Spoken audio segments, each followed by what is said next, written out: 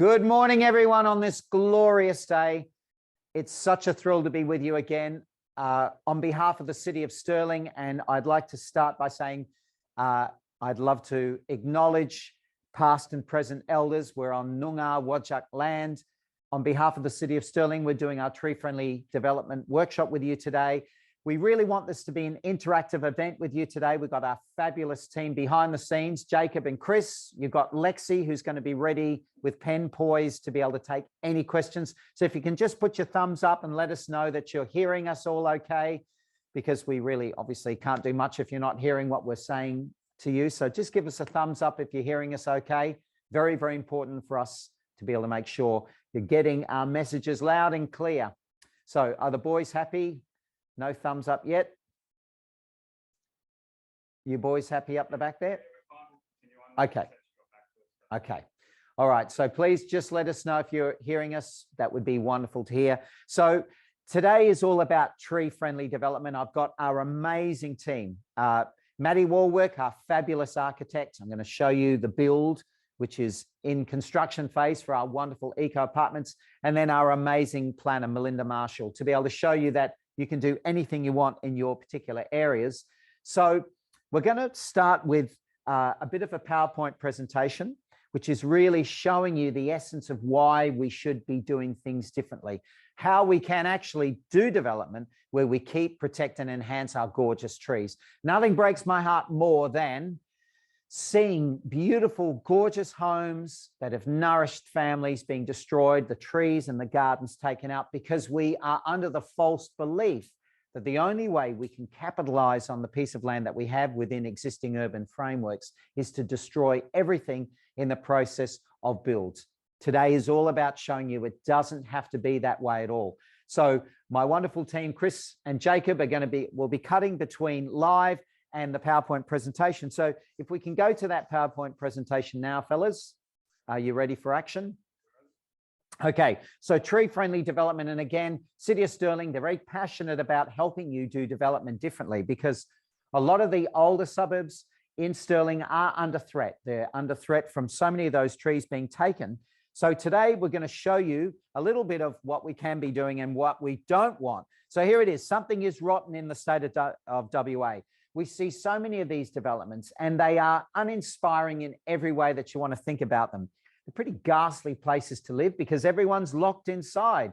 We know through COVID how terrible it is to be locked inside, and yet we are voluntarily building houses that the only thing you can do is be inside. Look at this house. It's boarded and shuttered up, and it's surrounded by artificial turf, like a nasty green steroidal moat around that house. And all the research coming out now about mental health and mental well-being is saying we have to be outside. We have to get outdoors. So how is it that we are succumbing to this idea that we have to build these enormous McMansions where we are insulated and shut away from nature? The thing I want to do is expose the myth that is that the way we build at the moment is the way we have to build. Fundamentally, if you look at what is needed in terms of housing stock that's required by West Australians, only a third of the housing need is for big houses, 3 bedrooms, 4 bathrooms, home theatre systems in every particular direction that you can look at. The great majority of housing stock, around 70%, is actually for people that are individuals, young or old couples.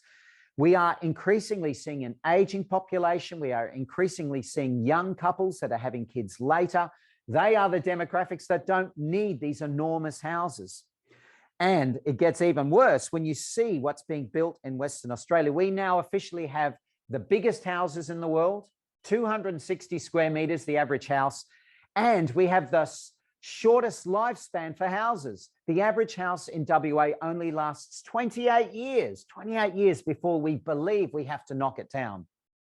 And if you've spent time in Europe, if you've spent time in old Asia, you will see that houses are sometimes hundreds of years old. But look at the size of our houses. It is not the case that big houses are only found in the most effective, cool, hip, sophisticated cities. If you look at what's in UK and modern Asia, modern Europe, typically people living in beautiful, bohemian, funky cities like Zurich and Bonn are living in houses that are anywhere from 50 to 60 square meters, and that's it.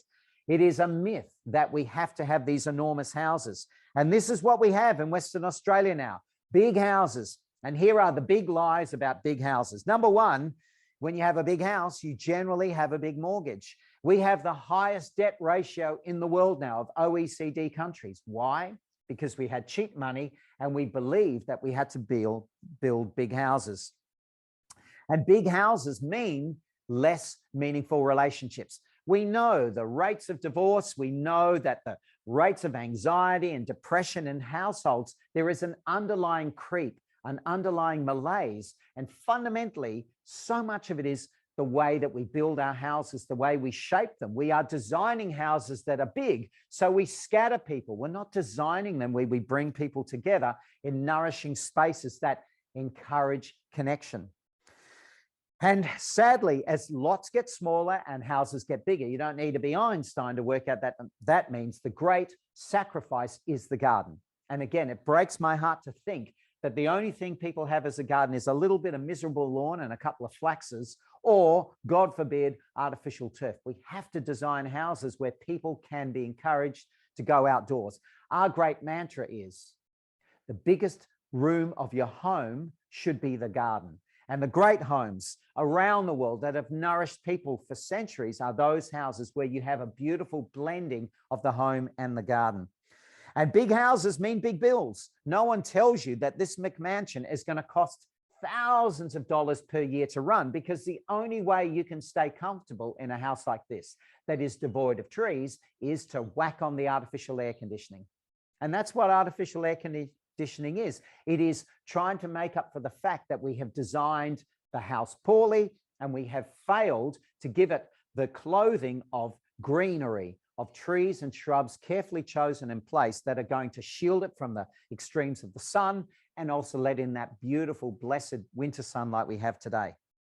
Okay, and big houses mean big waste. So sadly, when we knock down a house, most of that goes to landfill. And when we build a new McMansion, we have a huge amount of waste effectively as part of that process as well. So one of the biggest percentages of waste, and we're one of the most wasteful societies on the planet, one of the biggest components of that waste is what we call construction and demolition waste, C&D waste.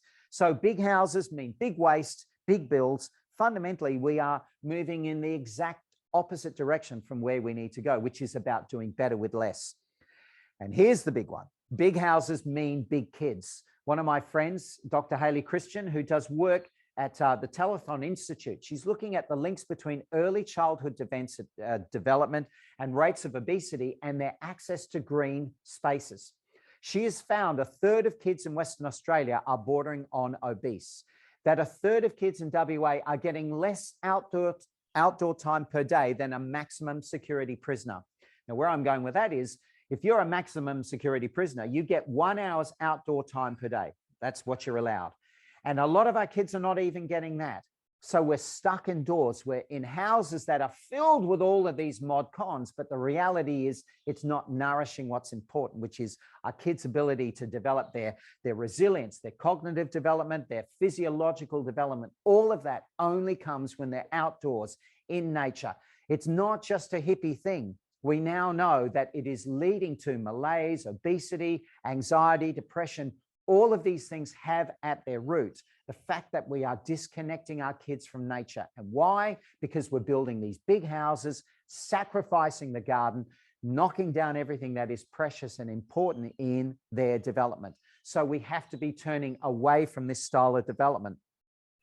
And of course, more houses. The bigger the house, less trees. And we know that it is the sad story that suburb after suburb, we are losing that beautiful urban canopy. And this is what we have in its place. Look at it. And the crazy thing is, look how much real estate that you've had to purchase is being lost, given up to cars. Look at it. If you came from another planet, you would assume that the most precious organism on this planet was this thing that we call the car or the truck. And again, if you were a kid, how would you possibly get any imagination, creativity, spark, enjoyment from a garden like this? It's banal, it's amorphous, and fundamentally, It is only livable because we have that whirring air conditioner. And it gets bigger than that. So this is typically what happens in our area. So we have a beautiful house. Well, it may not be that beautiful, but it could be retrofitted, but instead it's knocked down and replaced with this. And if you were to script the worst possible response to the impacts of climate change, which for us in Western Australia means longer, hotter summers with extremes of heat, if you were to script the worst possible response, it's what we see on the screen here. A few black houses surrounded by concrete. There is absolutely no way that you can live, thrive, flourish in such a space. And again, this is what it looks like. So there's the artificial turf. Artificial turf can get up to 85 degrees in summer. It's madness, simply madness to be putting artificial turf as a substitute for a garden. And that's what's fundamentally leading us to the problems that we have. And then if we look at it writ large, what happens in our suburbs? So if you are in one of these new suburbs, or if you're in one of these new subdivisions where you've removed all the trees, when it gets hot, things get really tough. So in Sydney last year in Penrith, it got to 49.8 degrees, 49.8 degrees. If you're living in one of these new suburbs in the house with the black roof surrounded by concrete or artificial turf, you would literally be seriously under stress. And if you could not afford to have the air conditioner whirring away, you will literally be cooking in these houses. So the new suburbs of Perth can be anywhere from 5 to 7 degrees hotter than the leafy green suburbs. Make no mistake, trees are fundamental to our sustainability, our resilience now and into the future. All right, you might say I'm just banging on as a tree-loving hippie, and that is true. But there are a lot of pointy heads, a lot of science, and a lot of economic data that is now reflecting and showing that this is the way. And I'll just give you one little piece of information here. So this came from an Access Economics report, which found that a 10% increase in the size of the canopy across a suburb can increase the value of the property by 7.7%, which in this instance was $55,000 per property.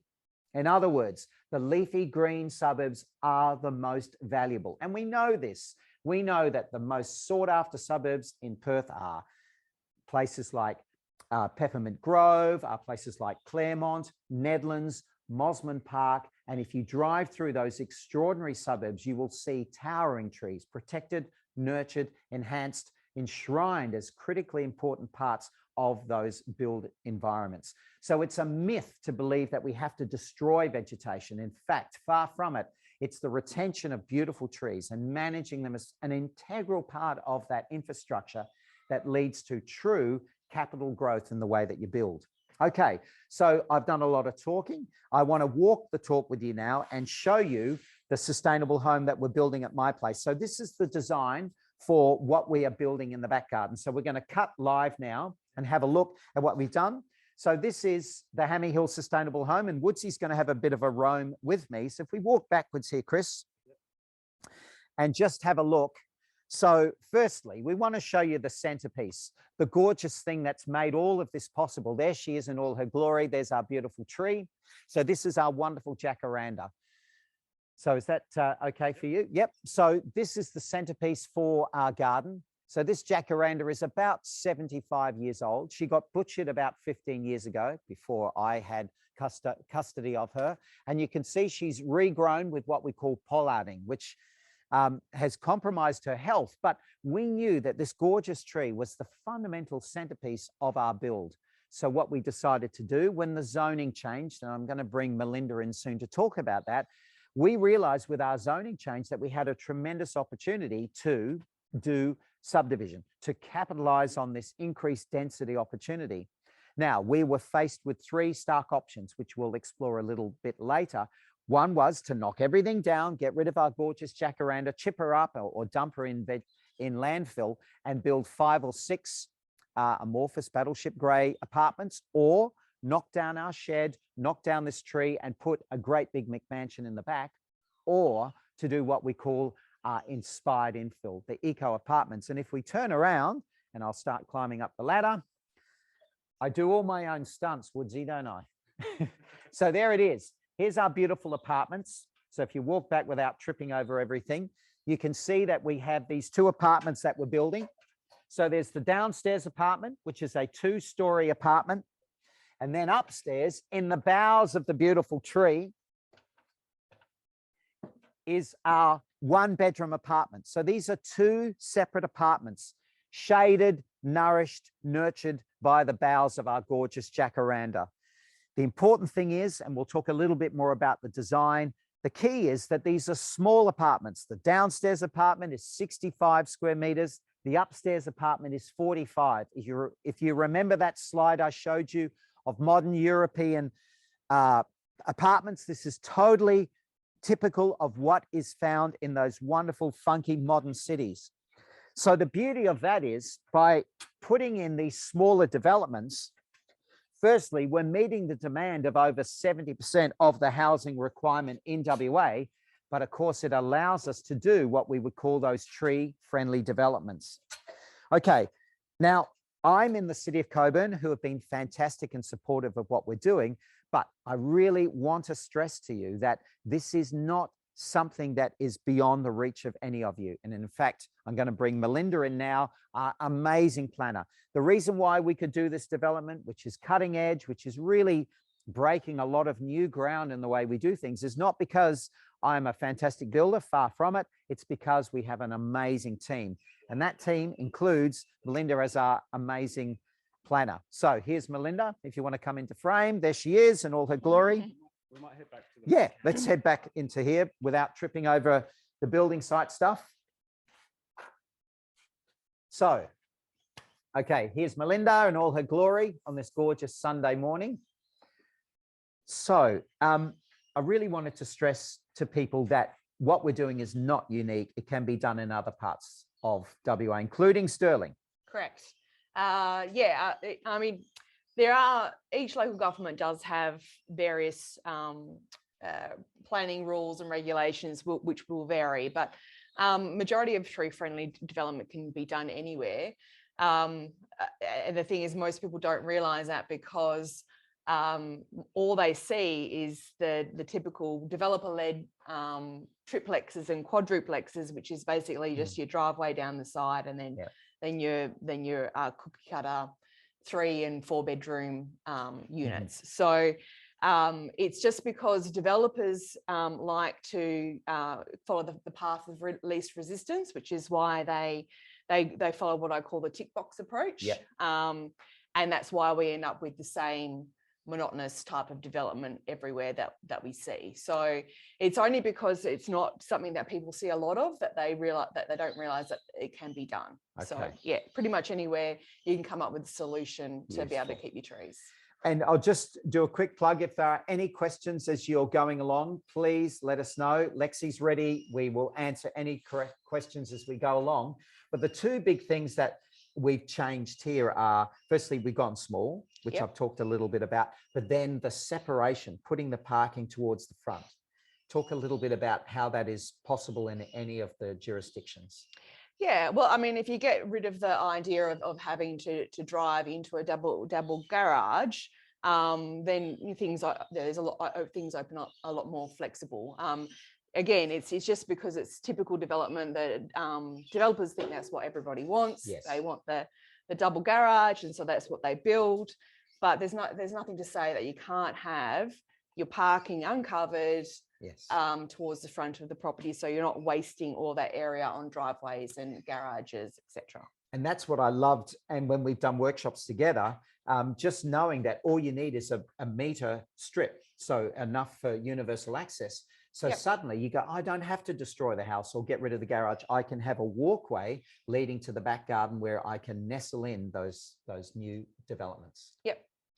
And we can probably show this on your site layout and a few other examples that we've got, which does show you that the difference between a typical development and something that's more tree friendly. So if we can cut to our presentation again, Jacob. So we've got a little bit of a pres. So this is Melinda's wonderful slides. So we'll talk through those as we go. So we'll be back on to the PowerPoint presentation.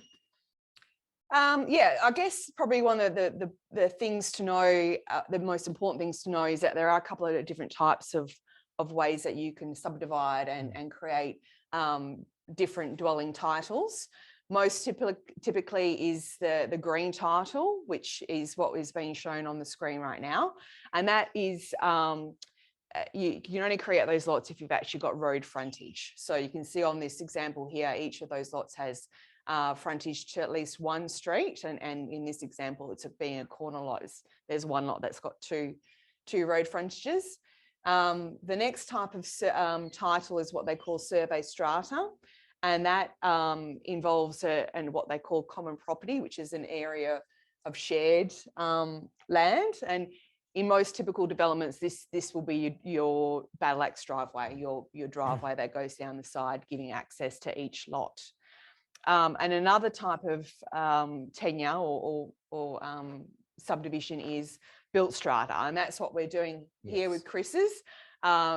As you can see on this plan, they've got the footprints of the buildings, so it means that you build your dwelling first, and then you apply to obtain your titles. So that's what you're doing here. And the built strata gives you that flexibility when you've already got something on the space. Yeah, I think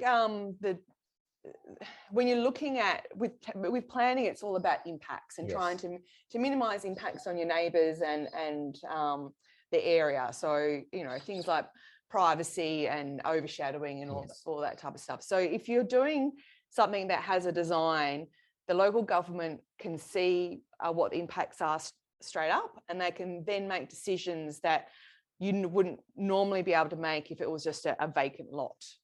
Because you're not with that vacant lot, you're not sure what the impacts will be. So again, another benefit of a built strata is that you've got that design. You can see the benefits of that design. So yeah, they're probably the main things to know. And as I mentioned before, each local government does have their own rules and regulations about what you can do. One of the key differences between here and the City of Stirling is, unfortunately, the City of Stirling does have a restriction on apartments. So you wouldn't be able to do this exact type of development because of that restriction. But there's no reason to say you couldn't do group dwellings as well. And I've got some examples of Stirling that I can show you in that regard. And I often say that, to me, planning is like law. A good lawyer knows how to understand the system and bring in precedents. So just as you are a great planner, is being able to take a precedent of what's happening in the city of Cockburn and challenging the strategy in Stirling to say, well, it's been done in Cockburn, why can't we look at this as something for Stirling as well? Yeah, definitely. I mean, again, it's a lot of the time when something like this, goes to a local government, and if it's something they haven't seen before, it can, make it a little bit more difficult for them to consider. So if you can show an example where it's happened before and the earth, the sky hasn't fallen in. That's right.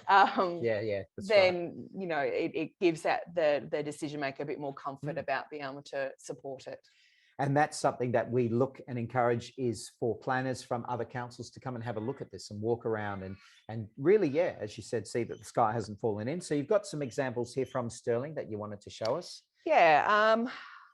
Okay, well, these were just some examples of your typical development, but I'll skip through that. I can go back to those. This is one where you can see the existing lot had an old house and two mature trees in the rear garden. And this design, which is overlaid, shows how they've done something a little bit differently. Normally, you would do your like you can see to the right of the picture, the three dwellings, single story with a long driveway. And this one, they've done the three dwellings, but they've done them side by side, and they've kept the driveway to the front of the lot. So, which means that they were able to keep those big trees in the rear. So you can see here what that design looks like. Nothing too controversial about this at all. It still provides the parking necessary and all those other things. So just another different type of form that most people don't normally see.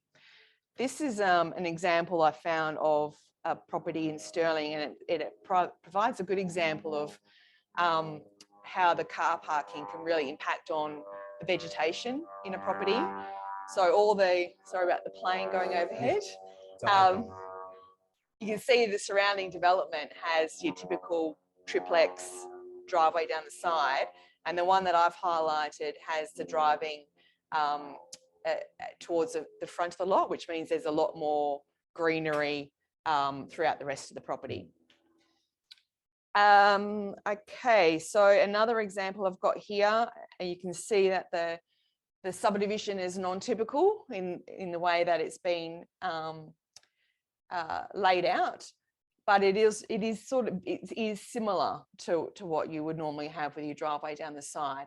In this instance, they've kept the parking at the front in that small common property lot, and that's meant being able to keep all those large existing trees.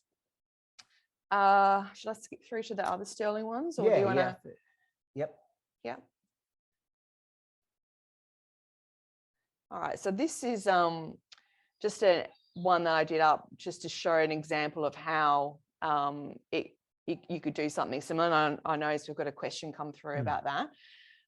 So this is a property in Doubleview, I believe, that's got a rear laneway as well as the street frontage, old house, and lots of mature trees. And with this layout, I've just shown how you can create 3 dwellings plus outdoor area and the outdoor area is being positioned to retain the trees. You're keeping your parking off the rear laneway and the street to minimise wasted space for driveways, and that allows those trees to be retained. This is in a similar example, old property with a rear laneway, existing trees, and again, it just shows you a different way of laying things out that manages to retain the trees as well as keeping the same amount of dwellings that you would normally get with that density. And that's the big thing that we really want to stress. There's no financial sacrifice here. No. And I can say from my own experience, because people are hungry for better developments, very quickly the veneer peels off with the way we do our developments, and there's a lot that is really missing from the way we do our development. So people are becoming increasingly discerning. So I know from my own experience with our 2 apartments, we were able to sell them off the shelf. I literally plucked a figure out of the air for what I thought they were worth, and we sold them without the need for a real estate agent, because there is a demand for this. There is a demand, and I can't stress that enough. People come into my place and others like it, and they just feel it is so unique and so different. So the reality is what you're actually developing is not something that is an outlier. It's actually something where people are hungry and are moving in that direction. So that's very powerful stuff. And the theme that keeps coming up is if you're brave enough to put the parking out the front and walk, and there's lots of research from around the world now showing that it's that incidental walking where you bump into one another. Not only is it a fitness thing, but it's that incidental meeting where you can start to create nourishing connections with people. Is that right? Yeah, I mean, again, you're talking about the double garages. Everyone just drives into the double garage. They don't interact with their neighbours. But if you're parking at the front and then walking to your dwelling, you're interacting with your immediate neighbours, but also more than likely your neighbours in the surrounding area too. So, yeah, lots of benefits other than just tree retention if you minimise parking areas and keep them put to the periphery. So we've had a wonderful question. How do you start the process of doing something similar? And that's an awesome question. And I hope everyone that's listening to this will be thinking the same thing. So it's a fairly straightforward process, isn't it? Look, because there is such variation between local governments in their rules and regulations, and I'm not blowing my own trumpet here, but I think it is worthwhile talking to a planner to get the full scale of what is possible. Something that a planner can introduce you to, and I'll just go back to one of the slides I had here, was some of the other options that are available to provide that flexibility in how you fit things on a property. You've utilised the the ancillary dwelling, or the granny flat that was originally here. So we have that granny. We'll show the granny flat when we go. And back that is now that has been classed as a single bedroom dwelling, which means that you can actually fit more smaller dwellings on a property than one larger one. They call it like a density bonus. Yes. And so that's one thing. You might not be able to fit a standard size dwelling, but you might be able to fit a what they call a single bedroom. Yeah. And interestingly, they're actually changing the R codes very shortly to change that to a small dwelling bonus, because with 70 square meters, which is the maximum for that dwelling size, you can actually fit 2 bedrooms. Yes. Which is what most people have been doing. Yeah. And so they're recognizing that and changing it to a small dwelling bonus instead. And you've been doing, you were telling me before we started, a development you're doing in Stirling. So tell us a little bit about that story. That's pretty cool. Yeah. So one of a resident in Mount Lawley has approached us to provide some help in doing this type of development. And he had actually already obtained an approval to do a typical subdivision, so one house behind the other, and then your driveway down the side and all that. And it would have meant getting rid of existing swimming pool that he had there. He was also contemplating getting rid of a large mature tree in the backyard, and a lot of it was concern about leaf litter and dropping stuff into his gutters, which is a typical concern of most people with trees. And he took up the offer from the City of Stirling of their free arborist device. And the arborist came around and had a chat with him and managed to convince him to keep this tree. And so now he's got an architect to design around that tree. He's also keeping his parking to the front as well, with that philosophy. He's creating a little co-housing community that's wonderful, sort of centered around the pool. So over all the people that live in the different dwellings will be able to utilize that sort of that shared recreation area. And it ends up being a much better outcome, which is amazing. So I guess so wanting to start something similar, it's a great idea to talk to a planner. And getting that feature survey. So you start to look at the things that you want to keep on your property. But one thing I've learned from you, which was amazing, is don't be fobbed off by the first planner you see at your council, because often it's, So most of the time, if you go to a council or call up, you generally get the junior, unfortunately, that the one that's on the desk, and they're not always au fait with all the different opportunities, so to speak. So that's why sometimes getting some independent advice is worthwhile. There is also a lot of architects and building designers that are quite familiar with all the rules and regs. So you might be able to just speak to a knowledgeable architect. But that would be my recommendation, obviously, is somebody that knows the ins and outs very well and can advise you on that. And it is money well spent, because if it allows you to do that development and keep all those things. And the other thing is, it's actually really expensive removing a house and all of those things. I mean, if that chap was removing the swimming pool, and so we kept the house on my place, as you know, and we retrofitted that. The huge financial cost of removing that, and landfill, fortunately, landfill is becoming increasingly expensive, as it should. It's designed as a deterrent from just knocking everything down. So there are really high costs associated, and a lot of developers will try and bury that in there as a way to just expedite them putting in their standard development. But if you actually tease that out, you see it's a really big expense, and it is buried in what you're expected to pay when they build their new style of development. Definitely, yeah. And another thing I guess I've learned from this process is these are smaller, but because they're smaller, we can do boutique developments. So they're much better than the big 4-bedroom, 2-bathroom. It might even end up costing slightly less. You get a smaller footprint, but what you get built is higher quality. So we've been able, and Matt, our architect, when he comes, we'll talk a little bit more about that. But it's smaller, but it's boutique, and it's got much higher energy efficiency rating. It's a boutique bohemian sort of build, and it's handcrafted. So it's a much better quality build than what is rolled out. So there are so many advantages in doing this, all the while keeping our gorgeous trees. Yeah, I think, you know, when you're doing these type of developments, you can afford to go smaller because you're getting more room with the common area garden, and it can feel a lot bigger than what it actually is if you're, you know, in a sort of concrete box with no garden or outlook or anything like that. So definitely, you know, maybe smaller in area, but there's a lot more benefits. And I know for us with our build, so we've got the 4, and we might just flip through to, sorry if that's wearing anyone's heads.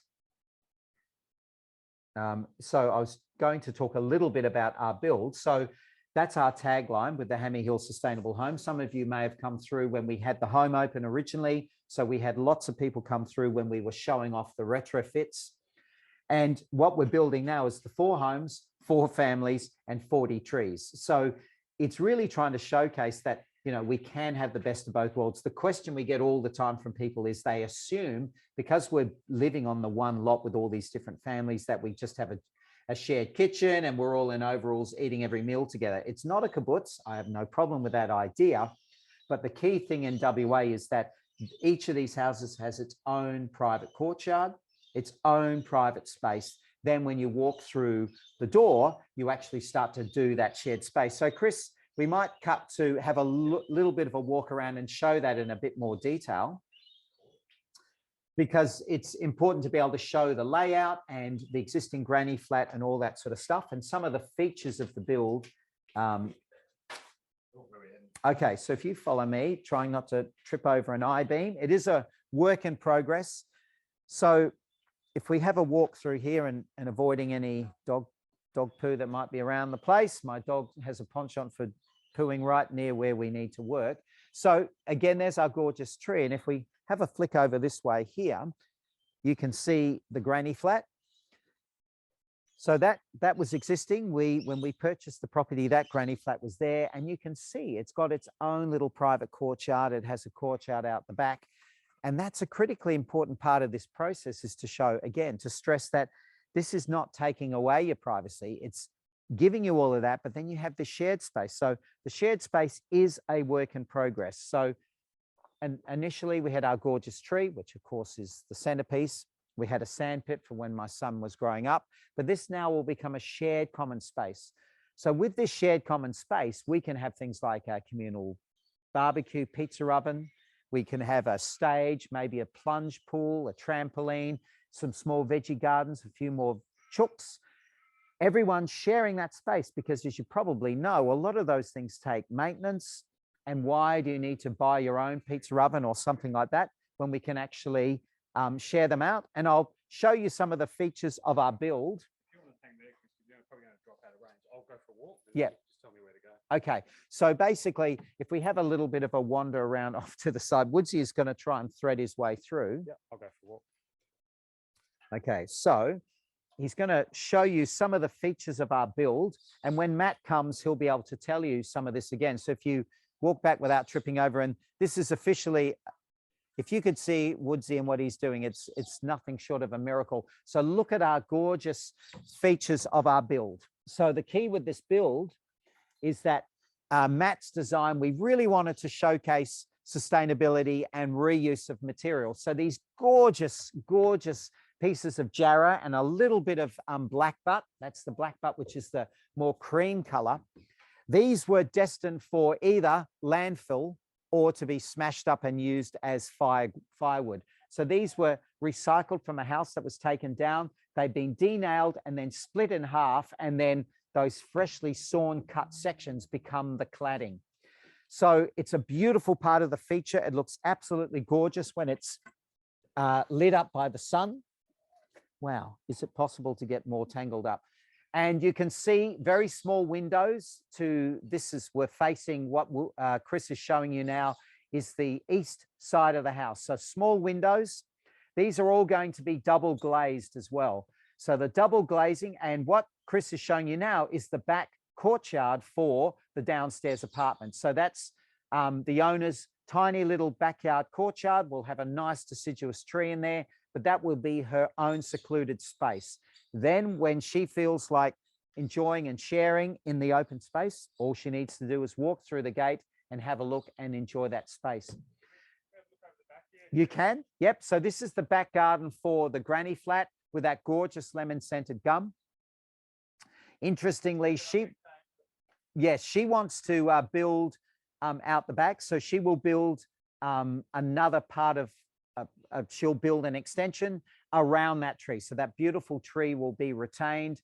And we hope to have some backlighting because that tree now is a gorgeous feature for the two apartments. So when you look out of the windows, so Matt has designed two beautiful big windows there so that they get that view, that vista of the trees.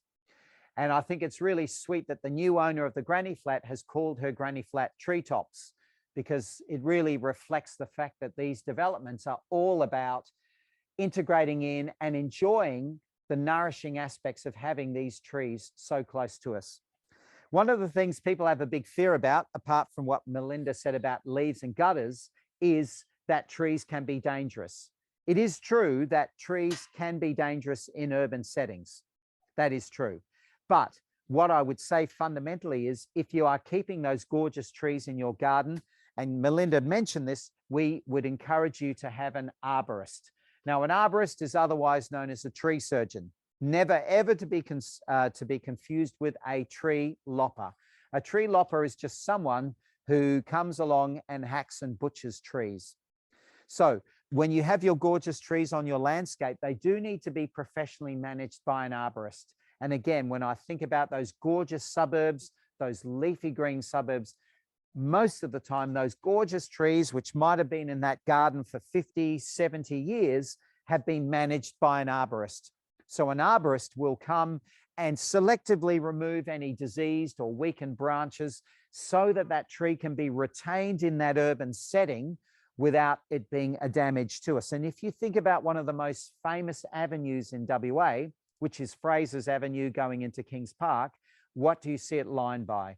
Beautiful lemon-scented gums that have been managed in that really high value, high flow traffic area by up to 90 years. So this idea that trees and human development can't coexist is just simply wrong. Most of the great cities in the world have these beautiful trees integrated into them. So it's wonderful to see when people are beginning to use arborists. And it's a stroke of genius that City of Stirling is offering that arborist advice. So for those of you listening today, take advantage of that from the City of Stirling to get an arborist to come and have a look at your tree to see how it can be retained and protected. And when we do the next section, when we look at the design of the actual our apartments and Matt starts to talk about that sort of stuff, you'll be able to see what we've done to protect those trees. So if we have a look up at this gorgeous tree here it is again, our gorgeous jacaranda. What we forget is that what we see above the ground is only there and only thriving because of the root system. But we forget because we don't see the root system. Sometimes it's hacked, it's butchered, it's totally misunderstood and maltreated. And then we wonder why the tree dies or looks sickly. So having this gorgeous tree retained within this space meant that we had to do some really important things to protect it through the development process. So I'll go through these now. Number one, if we have a look at the edge of the canopy, it's called the drip canopy. So if we have a look at perhaps that tree across in our neighbor's garden there, Chris. So if we have a look at that, another beautiful jacaranda. Interestingly, this was never butchered by a tree lopper. So look at the form, it's got a gorgeous shape to it. And they're putting in a wonderful landscape there. But if we look at the edges of the tree, that's called the drip canopy. So it's the outer edges of that tree. And if we imagine that gorgeous tree, the root system pretty much reflects what you see above the ground. So in other words, that width of that canopy, think that the root system is at least as wide as that. It will be going out well beyond that drip canopy, but obviously we need to compromise to a degree and we still need to get services, etc. in there. So number one thing with this gorgeous tree here is we minimized development and construction and digging under that canopy. So we protected this root system. We even took the services, we did a combined services trench. So if we have a look over here, not looking at the underpants and everything on the clothesline, so you can see that back fence there. We took the services. That's actually a laneway that we have for the granny flat. We dug a combined services trench.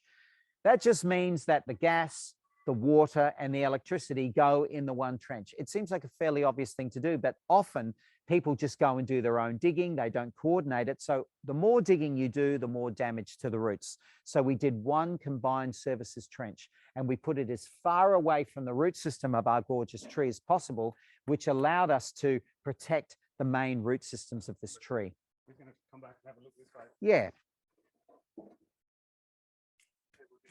Yeah, so there's our gorgeous jacaranda in all her glory. So we minimize the root destruction. So we just had one cut. And then as soon as those service trenches had been filled, we backfilled with compost. We put some fish and seaweed solution in there, because when you're damaging the roots, you're damaging the tree. So we were very careful, as I said, to minimize the amount of digging that we had to do. And when we finished the digging, we basically backfilled with compost, fish and seaweed solution, which are designed to help the root systems recover from that amazing stress. The other thing that we did is that if we have a look at where I'm walking now, Woodsy, we actually put a bridge. Now, this is a bridge of mulch because we had to go with a bobcat up and down, moving sand in and moving sand out. And that is all compaction.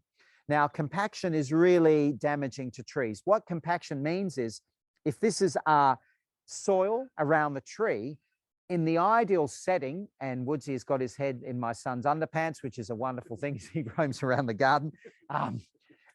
So in the ideal setting, the roots of your trees are sitting in good soil, which is a mix of the soil itself, but it's also air pockets. Millions of air pockets, which are where the roots can breathe through, and as well where the microbes in the soil, which keep the plants healthy, are living. Now, when you compact the soil by machinery going over and over and over, you start to squeeze that soil and squeeze out the life from that soil, which can compromise the trees. So to minimize that, we used a dingo with nice fat tires, because the fat tires spreads that impact, so it's less damaging.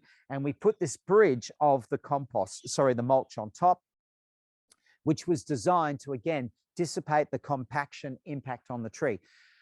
We put a fence around this. So we said to all the builders, don't dump your chilled chocolate milk and your waste from your build at the base of the tree. And it happens so often.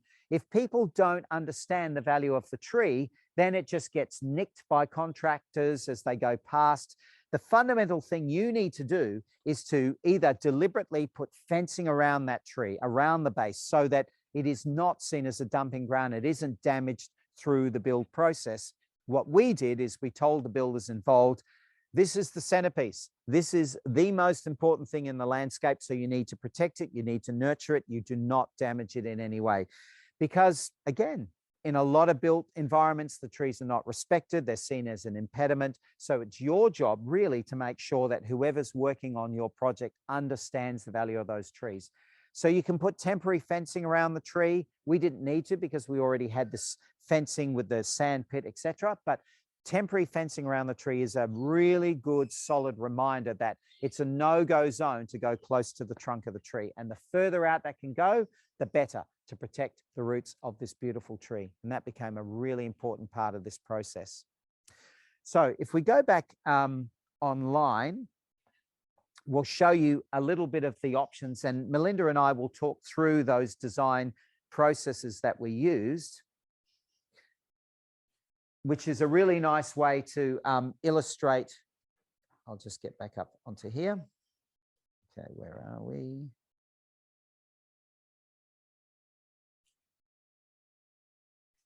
So as I said, what we've done with our, what we call the inspired infill, is the idea of the 4 homes, the 4 families, and the 40 trees. And again, I stress that this is a money-making venture for us. So we've been able to show that you can do a development where you keep the trees and you can make money. It is not a win-lose situation. I believe it is a win-win. Okay, so we're going to that camera now. So there it is, the main residence. We've got the granny flat, as we talked about, and then the 2 new apartments. And we also have our share shed, which if we'll show you in one of the other, when we go live bits again. But that's our old garage, which we turned into an office, which we share with 4 other people, which is pretty cool. So let's go through those options, Melinda. So this is typical. So this is what we often have. So there it is, our house. This is an aerial perspective. So you can see the existing home, the shed, and the granny flat. And this is what we had leading up to the zoning. And perhaps it's worth just reiterating for people what the R codes actually mean. Yeah, so they have what they call an R code, which is related to, I guess, density, how many dwellings you can fit on a property, and the number, whether it be R30, R40, is generally that many dwellings per hectare. So Yes. that's just a rough guide. And then that also relates to minimum lot sizes. Yes. Obviously, if the higher density you are, the smaller the lot size can be. And when you get to R40, which is what you've got, is you also have the opportunity of having apartments too. Right. And so again, people can easily find out what the R code is for where they are in Stirling. Yeah, so pretty much every local government has an online mapping system. Yep. Where you can go in, put your address in, and it will come up with all the what your R code is, and then generally what the main rules and regulations are for your property. Okay, which is beautiful. And the thing I've loved about, we've done about 5 or 6 of these workshops now, maybe a few more than that. And what I love is the look of pleasant surprise when people realize what they are able to do on their properties, which is different. And that's what we're going to show you now. Yeah, I mean, yeah, pretty much every workshop we've done, we've been able to provide another option that they haven't thought of. So cool. Yeah. So let's go through these. So again, this is showing the existing site. And this is, okay, so we're going through the ugly ones at the moment. So this is typically. Yeah, so normally found in sort of a lower density area. They split them into 2. So one house behind the other. So they're keeping the original house, but then they're putting a new one behind. Obviously, with this layout, it would have resulted in the loss of the tree, though. So to make way for the loss of the tree and also the loss of the shed. Which is very cool. And we might introduce Maddie into this process now. Oh, he needs to be mic'd up, though. Okay. Okay. Yeah, so we'll just quickly go through this bit here. So as you can see in option 1, we've lost the tree. Our beautiful jacaranda, she's been killed, she's been mutilated, she's been mauled. I'm trying to be as emotive as possible, and we've lost that gorgeous part. And interestingly, just as an aside, there are now economic formulas that are used to put a monetary value on trees. So there's 2 that are internationally respected. So this is coming in. So this is good grunty economic data. And we worked out that tree is worth about $180,000 for all of its values. So this is not something that is flaky. This is strong economic data that is showing the value of trees. There was a study done that showed that when we have canopy closure over roads, so you see those beautiful, we have a few of them in Perth where the trees touch over the top of the canopy, because that is now shading the bitumen, which would otherwise get very hot and then very cold and very hot and very cold. What that does is the bitumen is constantly shrinking, expanding. And it's like eventually you snap and it breaks. So what happens is they now know that by shading with a good canopy bitumen, it increases the life of the bitumen. Now, you imagine how many billions of dollars we have tied up in road infrastructure, which is at the mercy of those extremes of weather. So by shading the canopy can actually extend the life of that infrastructure, which has a direct economic benefit. Trees, trees, trees. Okay, option number 2.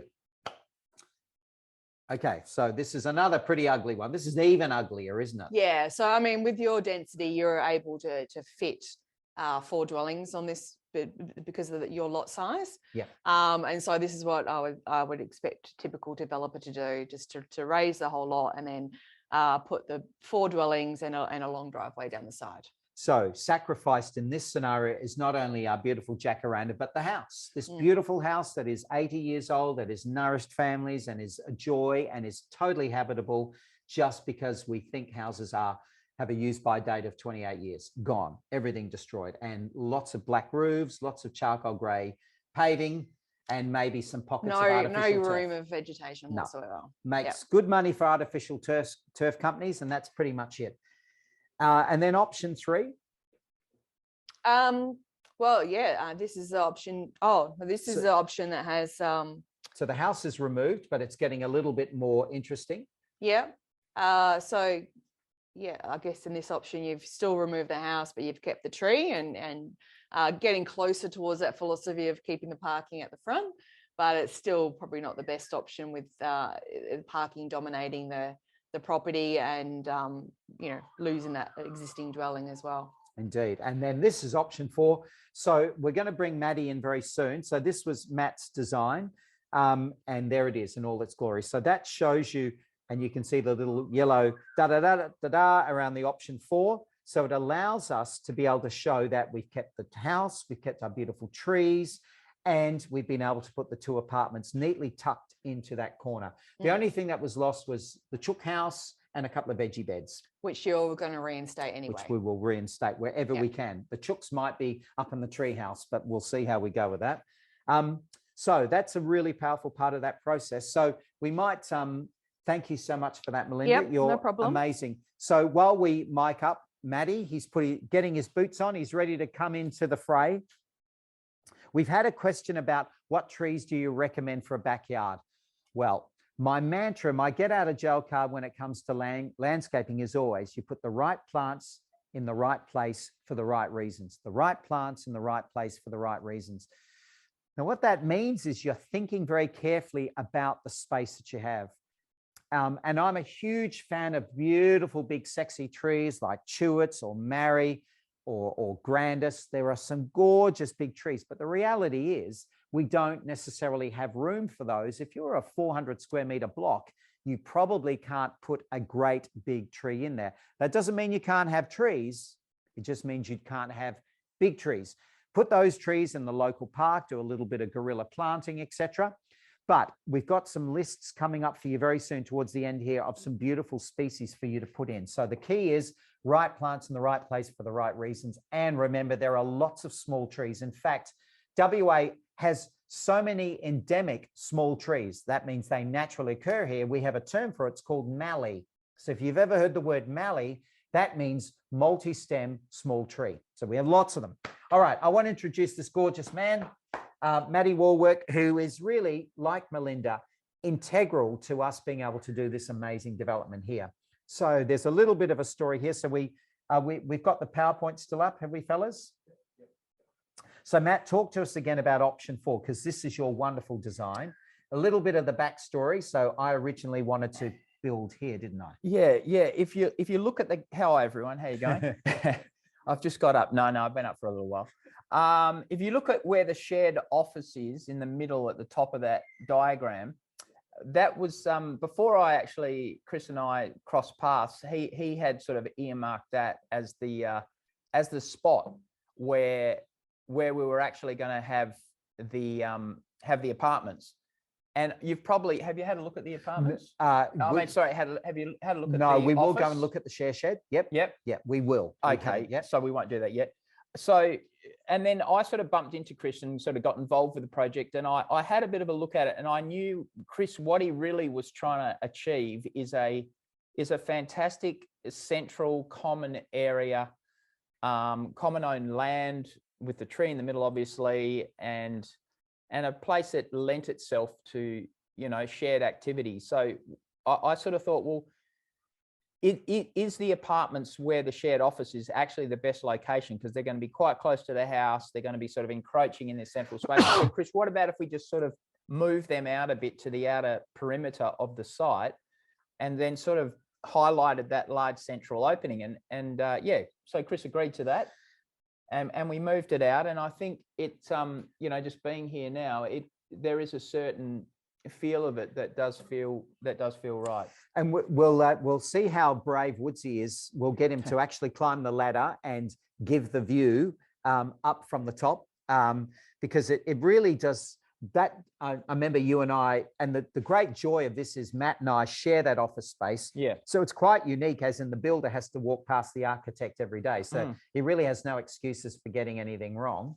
But what you and I loved about the process is when we actually walked up and had a look, you really see that at last, it was almost like the house that was here originally, which is 8 meters high. It's quite tall.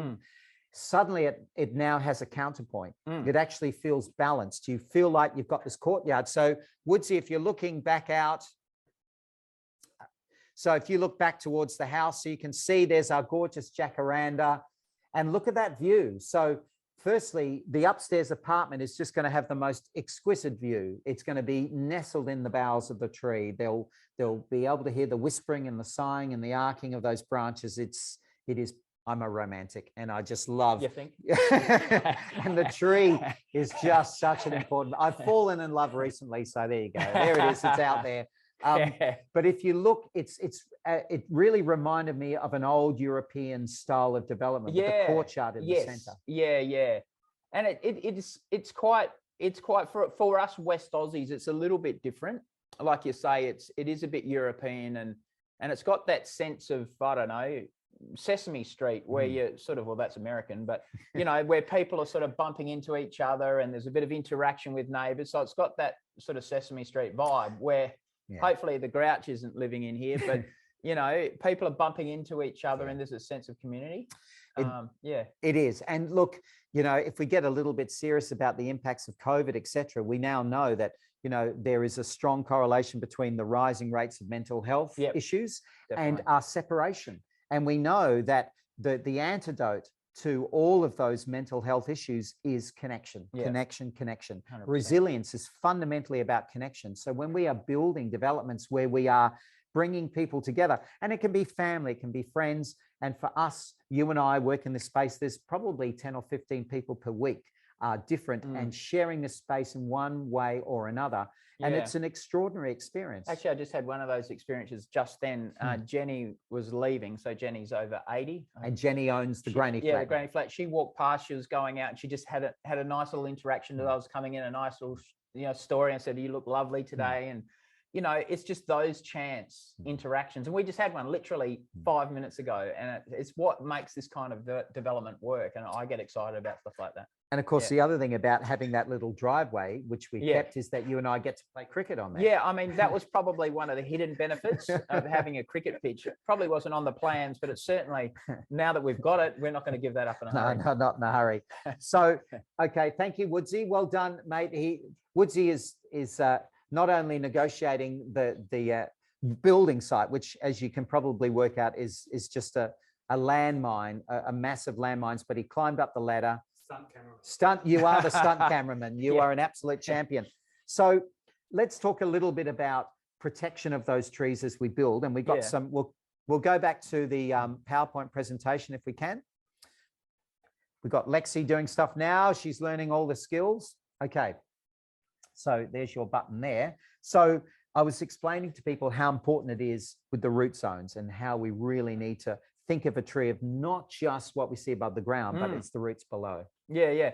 So that, is we looking at this one yet? No, that one. Yeah. So obviously what is under the ground is the important bit as far as a tree goes. Yes. I mean, we see the above, but it's what we don't see is the really important stuff and the stuff to protect. And it becomes an issue, obviously, once you start digging up dirt, pouring concrete, cutting trenches, anything to do with construction is trees become a big issue.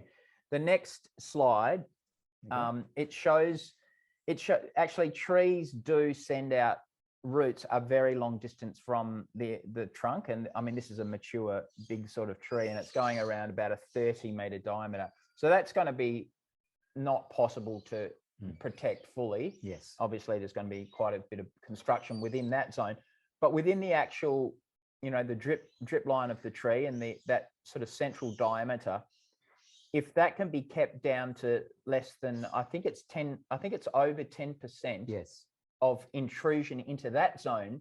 If you go any more than 10%, you should really consult an arborist. Yes. But yes. if that can be protected, you know, you're giving the tree a really good chance. And then outside of that zone, any trenching that's done, if you can, you know, dig down and avoid any of the larger roots and Yes. and get the, and we've done that here. That's where right. we've dug our trenches, and it's been great because there's other trees, neighboring trees that are actually quite close. So we've had quite a few roots that we've protected, and that's really good for trees. And we consulted with L&B Tree Farm, which was really cool. They're an amazing advanced tree nursery, and we understood the process of tunneling rather than cutting. So when we were digging, we instructed the poor bugger that had to dig the trenches that any of the root systems, I think we said anything that was more than about 2 centimeters, we asked him to keep those so that we put the trenches under that. So we were minimizing cutting any of those roots. Yeah. Takes a little bit longer, but the tunneling is Yeah. a process that you can use as well. Yeah, and like you said before, if you're protecting an amazing asset, Yes. that little bit of extra care really No. isn't, it's not that arduous No. while you dig, because you only really have to do it once, one trench. Exactly. All the services can go in there. That's right. So it's really just putting some TLC into your on-site work. And we talked about that, the combined services trench. It should just be standard, shouldn't it? That so you're just coordinating all of those services. So it's just done at once rather than. Look, a lot of buildings will do that anyway, Cool. because it saves the builder money. Yeah. But, you know, obviously having a really considered that approach and making sure there aren't, because some trenches are shallower than others, and you might get a 1 foot deep for some services, others are 2 feet deep, and then they might do 2 different, because it doesn't take long to dig a 1 foot trench, but it has an impact on trees. So yes, you're right. Very important. Yeah. So we have a saying with our sustainable landscaping: use the water where it falls. So remember, plants need water just like we do. So if that water is hitting artificial turf or paving and it's being directed away, we're starving our plants of water. So you've got some great examples of what we call permeable surfaces to get the water into the soil. No, absolutely. So we've got, there's all sorts of mulches. There's obviously wood mulch, but down in the bottom right, you've got a rubble mulch, which we're using as a collective quite a bit, which is actually from demolition waste. And it's, you know, it's a fantastic product because it's obviously zero, it's carbon neutral, and it's a great firewise mulch to use. And it actually looks fantastic. We used it out at Morley Library, and it's actually quite beautiful, it's amazing. the crushed brick, and it is permeable. So, and that's, so people can go onto our website, the Forever Project, and you can look up the Morley Library, and most of our landscaping work, all of the mulches we use are that recycled construction and demolition waste. So if we just tease that out a little bit more, this is generally rubble, which is bricks and tiles. And because bricks and tiles are different colored, the company we used mostly, which is called Red Sands, they are fantastic at diverting them into the different colors. So you can get different types of colors of mulch, different grades, different shapes. So you can literally use these, and it is about a third of the price of the conventional hard landscaping material. Yeah, I find that awesome. Such an exciting proposition. Also, as a you know, building designer, you it's just the ambience it gives a drive. It sort of looks a bit like the Margaret River feel. Like if you have a crushed brick driveway with some beautiful gum trees around, I mean, it's just the atmosphere. You're getting rid of all that concrete, and it feels like you're on you know, you can create a little bit of the natural environment right here in the suburbs. And it really feels like that. So it does. And we've used this, the different mulches here for 11 years now, and it's beautiful. It's hard wearing, and the key is you can just top it up every year if you want to. It's like giving a new coat of paint on something. It's very easy to do. Yeah. So your next slide, you talk about some of the building ideas. I mean, probably in Perth, we are so conditioned to using concrete and brick. Yes. And, you know, I think it's still up around the 90, might be 85 to 90% of our buildings are built that way. But, you know, we've been a bit stuck in this historical paradigm that's the only way to build. But shock horror, people around the world, and even in the southern hemisphere, and even in this country, build differently than we do here in Perth. So it is possible to build, if you've got, especially around trees, obviously the bottom picture there is a stumped floor off the ground, and you can just see that it's there's a lot more available nutrients and water to tree roots if you lift even just a deck that's near a tree, lift it off the ground, get rid of all the concrete. And it's just about, it's really having an awareness of what you're doing, and rather than just not even considering nature, suddenly we're considering it. We're not considering the building first and popping in some gratuitous gardens. We're saying, well, what have we got? And let's do intelligent buildings around the beauty we have. And it's just a different way of thinking. And I love your conversations with me, because as studying as an architect, that was really not that big on the radar. Absolutely. Yeah. So it's funny, meeting and working with you, I've changed my thinking. So I'm starting to reverse my thinking into, hang on, I've had this the wrong way. It's not about the building. It's about our best value is already there. The building should really be secondary. So that's a bit of a new way of thinking for me, but it's quite exciting, because in a sense, the building could actually be, well, it will be better, because you've suddenly got a lot more going on. And we showed the beautiful cladding, but we'll go back again, because you add something really valuable when we go and have a look at that. But there was a great study where they looked at people recovering from really major surgery. Right. Bear with me as I go on this, but it's all about the value of trees. And they did a control group, which their room faced onto a wall, and then another group where their bed faced onto a window looking onto trees. And the stark difference in how quickly they recovered. Wow. Those that were able to look out onto greenery. As human beings, we're hardwired to connect to nature. And whenever we go on holiday, we don't go to some treeless plain in a B&B. We go to Margaret River, we go to Denmark, we go to places where there are beautiful trees, because we feel that's part of our restorative value of a holiday, but we can do it now. We can have it in the way that we build. And increasingly, people are going to be looking for that. So this next slide of yours, and these are all Matt's beautiful drawings, by the way. One of the many things I love about Matt, apart from the fact he lets me beat him at cricket, is that he does all his work by hand. So he's not a CAD man, are you? It's all by hand. Yeah, look, I'm not sure if I'm going to get a big following in this enterprise, but yes, I am a dinosaur in that respect. But it is kind of fun as well. But yeah, look, this diagram is just showing that we have avoided, that's just basically planning the trench line to avoid the major, the tree line, the major, root area of the tree. So I chatted about that earlier, is planning for the trench. So what we might do, Woodsy, is we'll cut to a little bit of a walk around. Yeah. So we'll go back and have a look at the wood paneling, but maybe we can do it just quickly showing that, because Matt will be able to talk a little bit more about that and some of the key features. So one of the things we wanted to say, if we have a look at the windows, for instance, so just a little bit about the building design and what you've done, because this is going to be an ultra energy efficient development as well, isn't it? Indeed. So if we start with the paneling. So Come down. Yeah. Come down. Walk in front of us. Yeah, no worries.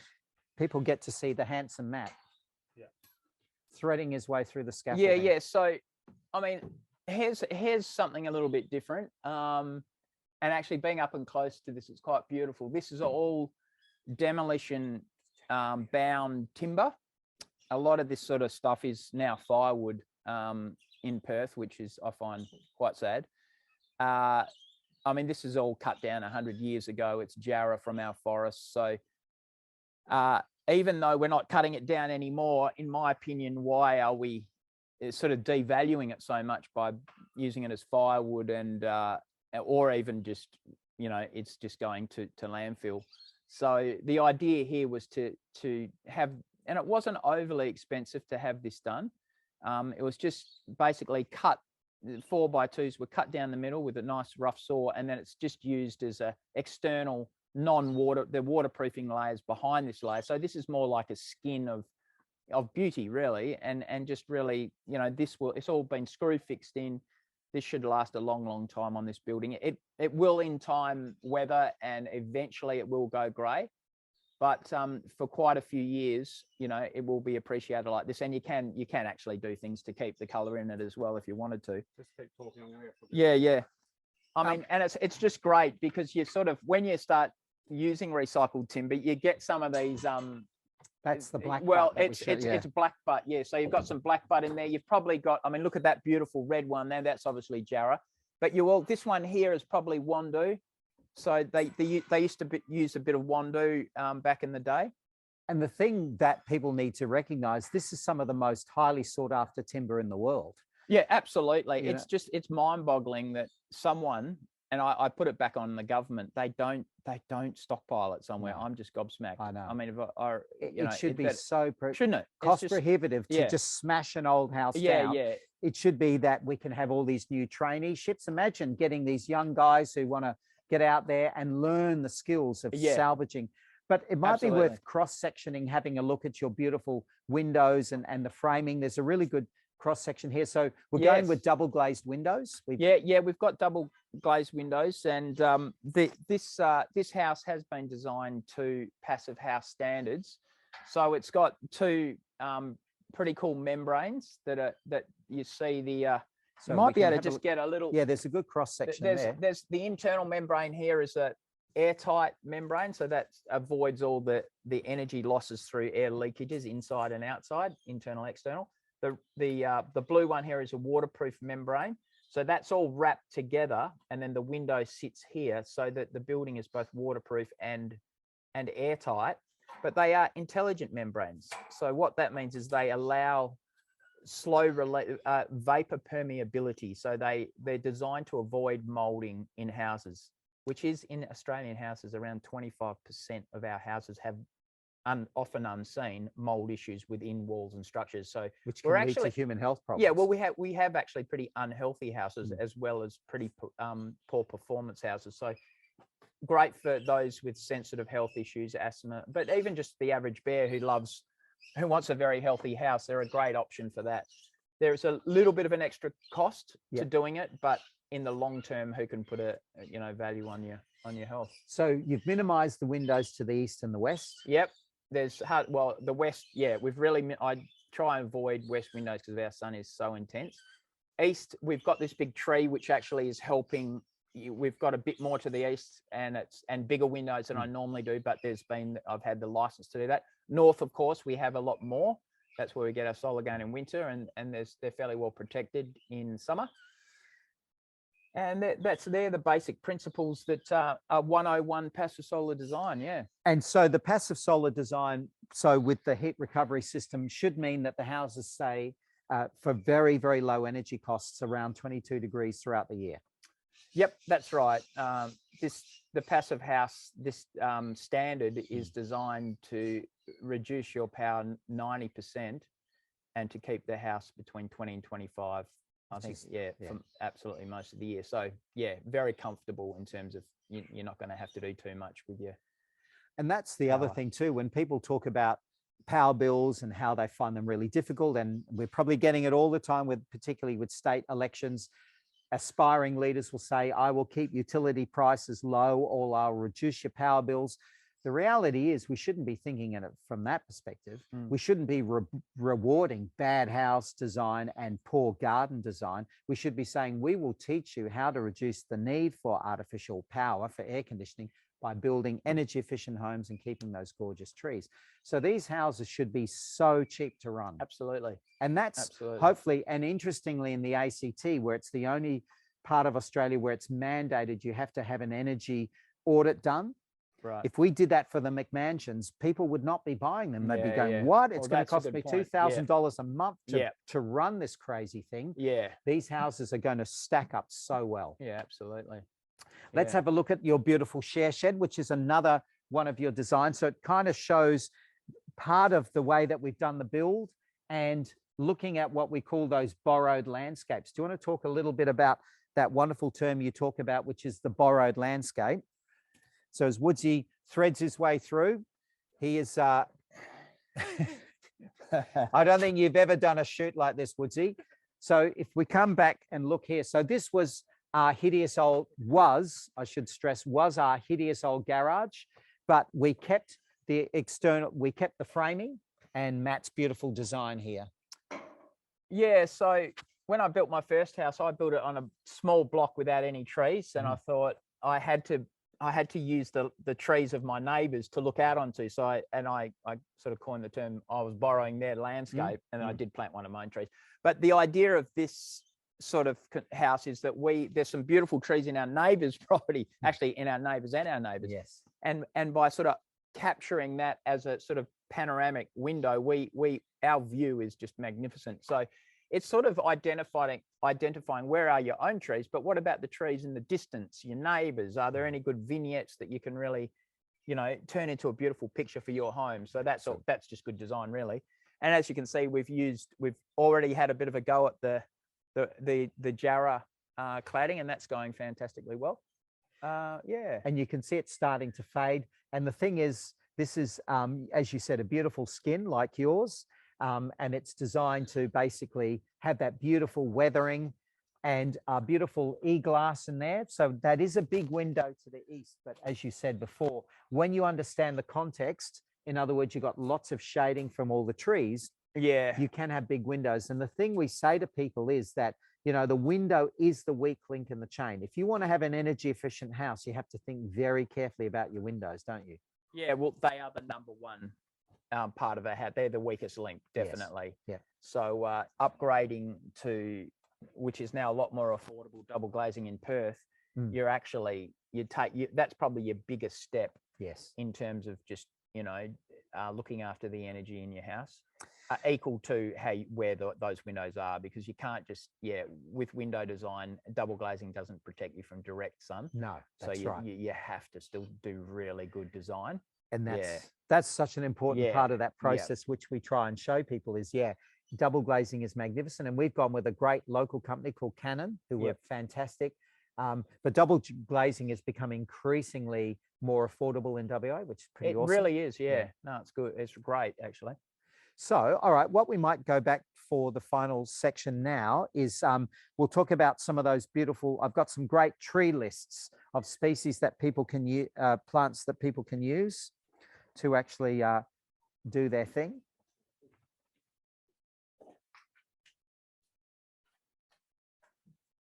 As we go through.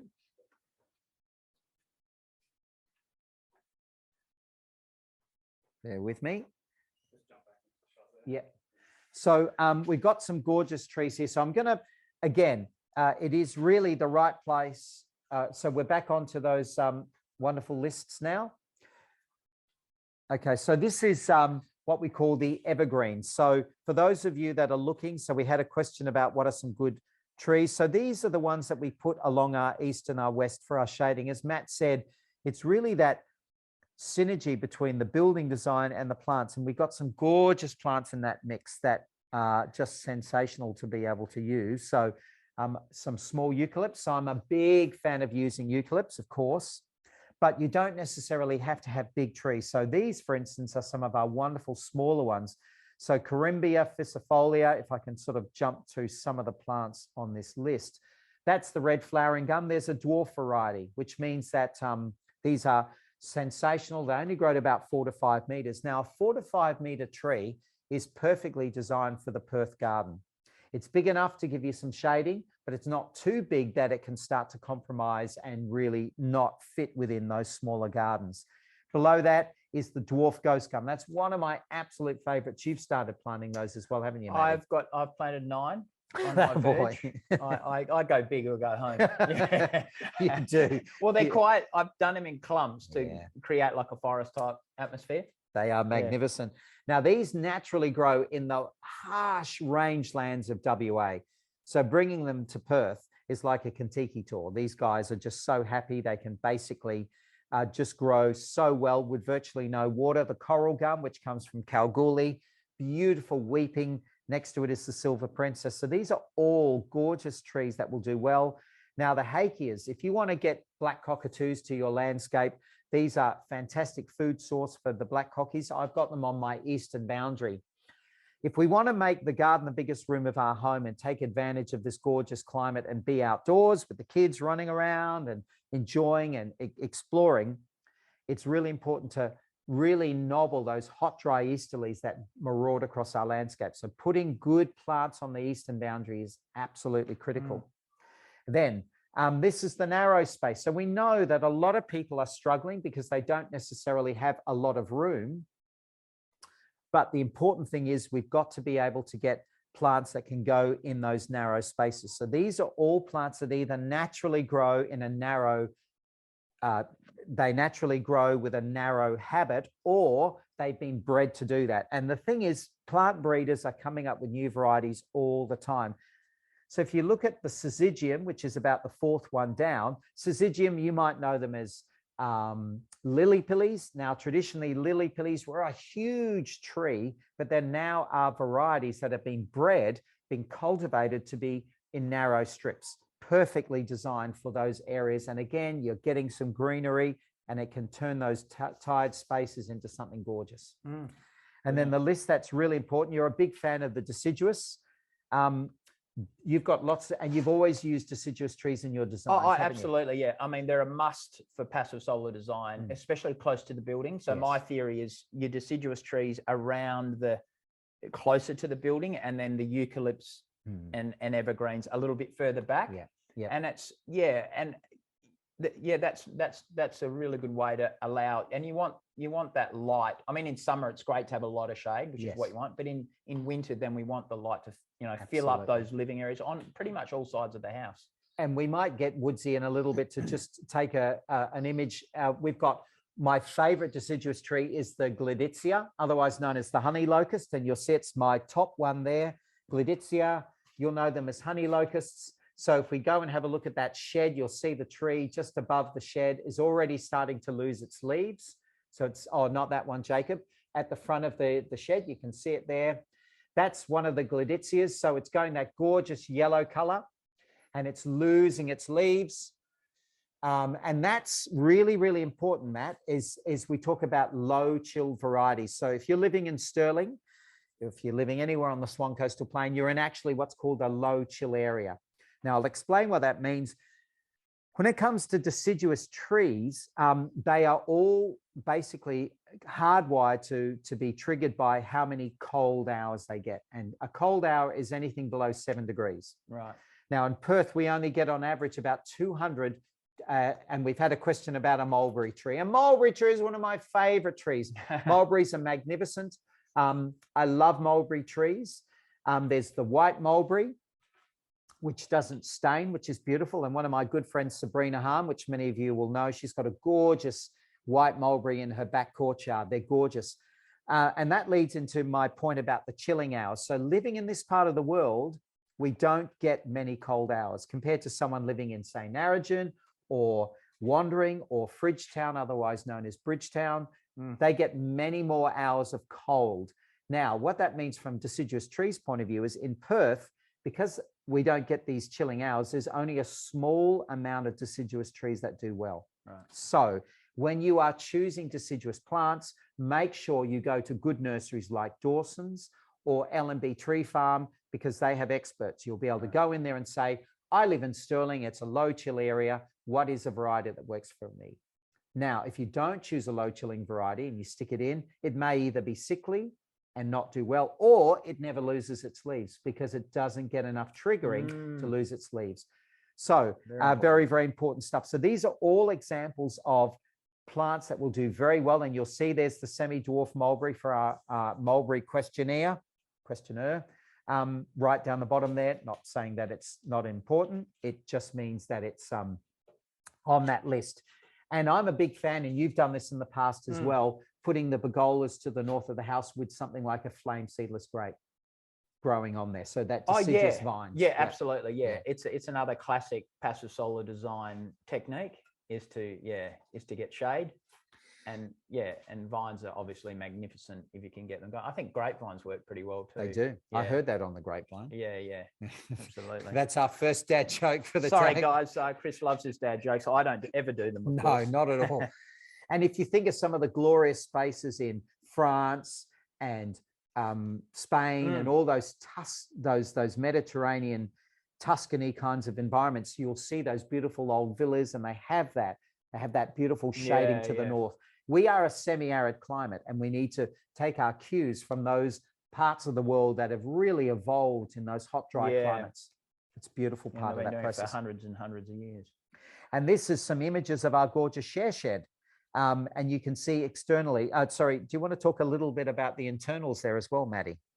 Look, it was another, I suppose one of the significance about that little building is that it's the embodied energy that we did to convert that was probably next to zero, because so just about zero carbon emissions, because we reuse the existing structure. We got recycled corrugated iron from Brackovich demolition. I gave you my old concrete slab. So rather than pour a concrete slab, we actually just put plastic down, gravel, and then my recycled concrete pavers, which is our floor. So there's no new concrete there. So and then the recycled jarrah. So it's all, there's hardly any energy. There's obviously a bit of glass and tin on the roof, but apart from that, it's all of the products are recycled. Absolutely. Yeah, which is just wonderful. And you can see the internals in there. So we have about between 6 and 10 people per week at various times using that office. So we hot desk it. So Matt and I share that space, obviously, and we have a range of different people who now hire that space. So this is all on an urban block. And again, we'll get Melinda in here soon. This is not unusual. This is totally doable within Perth. We're not breaking any rules. We're not setting any amazing precedent. We're just exploring and exploiting the opportunities that are here. Yeah, one thing I'd like to say is it's ironic that we did this just as COVID was hitting. And now, I mean, some companies are doing 50% of their staff working from home, or 40%, or 2 days a week working from home. So, I mean, this kind of idea development has got to be on the agenda for a lot of people, because suddenly, you know, people are actually working from home, and I'm sure they want to get out of their either bedroom or home office and have a little bit of separation and do it relatively economically and have a wonderful asset to their property. Absolutely. And there's the next slide just again shows the build in all its glory. So there's the beautiful facade that you put on the front there with those magnificent different colors and hues. And this is Matt's beautiful design. So that's what captivated me when we first were doing this work together, was really using that gorgeous design. So do you want to talk a little bit more about your gorgeous design? And just front and center, you can see there's our beautiful jacaranda. We've mentioned her time and time again. You can see to the left is the granny flat as well. Yeah, look, it's every site is different, and of course some people are going to use brick, some people are going to use timber, some people are going to have more modern type finishes, and so, you know, we're not saying that your building has to be clad in recycled timber. I mean, obviously there's a myriad of good solutions. However, on this site, with Chris had already set a very strong precedent with timber and weatherboard, and so for me, it was a license to have a little bit of fun with timber and recycling. But, you know, we don't want to appear that we're, you know, total hippies and you have to build out of straw bales or anything. As much as I love straw bales, like, you know, you really have, design is about intelligence and thinking what is appropriate for the individual site. Obviously, trees are appropriate everywhere, so that you start with that. But, you know, I'm not saying you have to mandate any particular material per se. You know, so you've got to be open-minded, but I think there are better choices. And I do love timber frame because it's low in embodied energy and you can insulate it and get high performing buildings. So that's a personal thing I love about timber frame. So just backtrack a bit. So why is the timber low embodied energy? Well, because timber itself is carbon neutral. It's a store of carbon, isn't it? It's a store of carbon versus brick, which takes an enormous amount of energy to fire those bricks. So we're using a whole stack of energy to get that product. And concrete's the same. That's very high. Steel is very high. But timber is very low. And then there's hemp and straw bale are very low. So some materials are just very low in embodied energy. And even though it's only around 25% of the energy in the life cycle of a building, because a lot of the energy is in the use of the building, 25% is 25%. It's still a chunk. It is. So if you really want to do the absolute best practice, it's a part of the building process you look at to be, you know, truly sustainable. It really is. And when you think about, so the wood we've used here, so we've talked about the cladding on the outside, but the main frame is, of course, pine. yes, this is all treated pine. Yeah.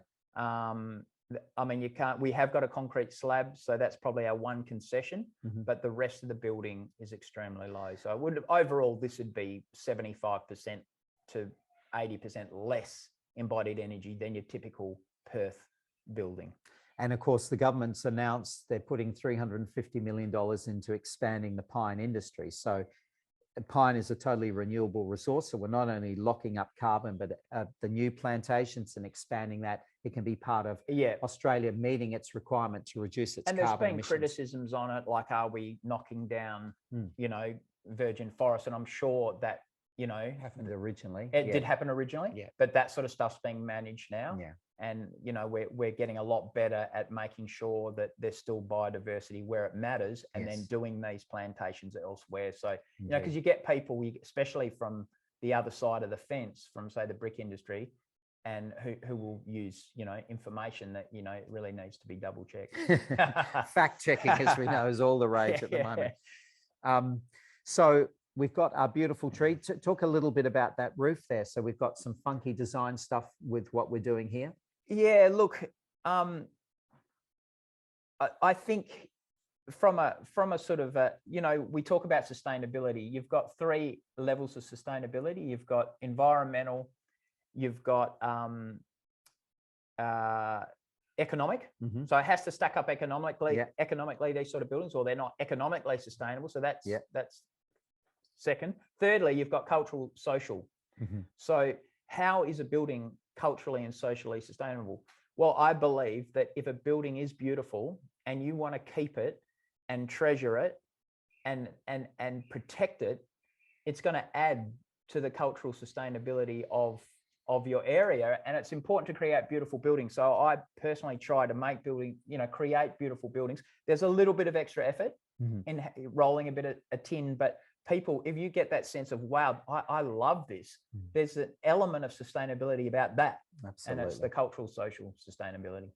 And we can see lots of windows to the north, the double glaze, so we're letting in that winter sun. Other things that we've done to protect the trees or enhance the trees is we're keeping as much water as we can on site. So any excess water, so we'll have rainwater tanks, and we're going to have a grey water system. And the grey water system is hugely important for us because that allows us to take water from the laundry and the shower. So we now have 4 bathrooms. Well, there's actually more. There's 2 bathrooms. So there's going to be 5 bathrooms on this property, and showers and laundry. So all of that grey water, that water from those, is now going to be directed back onto the gardens. Brilliant. So we're not losing it. It's not being exported offsite in the sewage system. That grey water from laundry in the shower is going to nourish these trees here, because that's critically important. As you said, if we have impervious layers and we're exporting water offsite, we're going to make it really tough for those trees to do well. Yeah, definitely. So that's a really important part of that process. And we're going to do battery storage solar as well. I think that's an important thing for people to consider, is that battery storage, being able to have the ability to have that economic resilience. We had a power outage about a month ago. We didn't have power for 3 days. So being able to have some battery storage gives us some economic resilience against any of those shocks that can occur with anything that could be happening as part of that we've process. got to be able to charge up our phones, don't we? We do. Yeah. For our kids, for all their things that they want to do. So obviously there's lots of different areas where we can get information to help us as we move forward. So the Forever Project, we have lots of information on ongoing workshops and our social media. So please watch this space. We have Matt and I do regular updates on the different aspects of the build. Yeah. So in the next couple of weeks, we'll talk about the double glazing going in and how that looks like. We're starting to look at the ceiling and putting that insulation into there. That's one thing we haven't talked about, but insulation is obviously hugely important in these builds, isn't it? Yeah, absolutely. I mean, you do have to use insulation, obviously, in all builds today. Yeah. But, increasing something that costs a tiny bit and getting a higher insulation is one of the best investments you can make in the construction of a house. So Woodsy, we thought we might, can we bring Melinda back in for a last bit of Q&A? Yeah. That would be amazing. Just because of the way there, Mark. Yes. Yes, we'll take you off. Yeah. Okay. So, and then we've got our other websites there. Maddie, obviously, our magnificent building designer, Ecotecture. And then we have this fantastic group called the Sustainable Practitioners Network. And bringing Melinda back in, we'll just talk about this as a group. So obviously, we want you, if you're listening today, and if you're going to be listening to this a little later, we passionately want you to be able to see that there is a path forward. It is the road less traveled, but it is an amazing way to do extraordinary developments. But we understand, like me, you're not a builder, you're not a planner, you're not a surveyor, and this can seem to be quite daunting. So I'll get Melinda to talk a little bit about why we set up this Sustainable Practitioners Network and how it can help people. Yeah, I guess it's the same reason that we're doing this workshop today is because there's a lot of knowledge out there about how to build sustainably, do tree-friendly development, but people don't know about it. So the network is about people coming together, obviously networking, to share information, to inspire each other about doing these sustainable developments, and yeah, pick up some ideas of what to do with their own development. Absolutely, because it is a process. So if we can go through some of those very briefly to finish off. So if someone is looking to move forward with this, step number one for them, we can talk through what they would be needing to do. So just as a nice summary to finish off. Yeah, so if your project involves retaining trees and retaining buildings, etc., the first thing you would need to do is get out what they call a feature survey. Okay, do you want to explain a bit more about it? Yep. So it is basically a plan that they'll come up with, which shows exactly where everything is located on the property. Yep. It shows you your levels. It shows you where your services are. So it gives you that ops and cons, the opportunities and constraints starting point to look at where you can fit some development in, or what your options are. And so that's that would typically be what a surveyor does. Yes. So Yes. A surveyor would do that. And so once you've got that as a starting point, then you can perhaps talk to a building designer or a town planner about what the options are. I think the very first starting point is looking at what you want to achieve.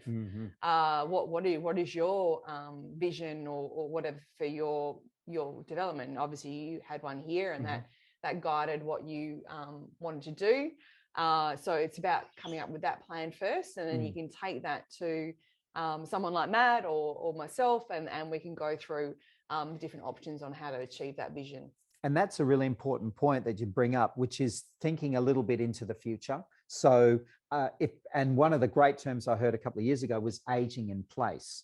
So we now know, and just as a little aside, a good friend of mine from uni, he actually ran the Royal Commission into aged care sector. So he was the man making the whole thing happen on behalf of the federal government. And of course, as part of that, he went to all these nursing homes where they did the inquiries, and he said, Chris, the number one thing I learned is age in place. Age in place. If you don't have to go to a nursing home, you're so lucky. So that means more and more people are saying, well, I don't want to go to a nursing home, but I don't want to destroy or move from where I've lived and loved. So we can actually retrofit where we live, can't we? Yeah, I mean, one of the biggest issues with having a developer-led housing industry, which is typically what we've got here, the only time you really own and build is on the outskirts of the suburbs, and we know how horrible those areas are. So yeah, come up with a solution, and it might be about that you want to just downsize into your backyard. That might be what you're looking for. With these developer-led projects everywhere, they're all 3x2s or 4x2s, and there's no small dwellings for people to downsize to. And we're finding that is a big problem. So for downsides, but also for people with their first homes too. There's nothing out there really that's affordable for people on lower incomes to be able to stay in the suburbs that they've grown up in. And just the same as for people that have lived in a suburb all their life and have got no opportunity to stay in their community because there's no suitable housing. And Matt and I did a talk at City Farm last Wednesday, and two sisters came up, and they were in their early 20s, and with their mum, they are the seething anger at the housing options that were out there for them. They were just so frustrated with what was out there, and they desperately wanted to do what we were talking about.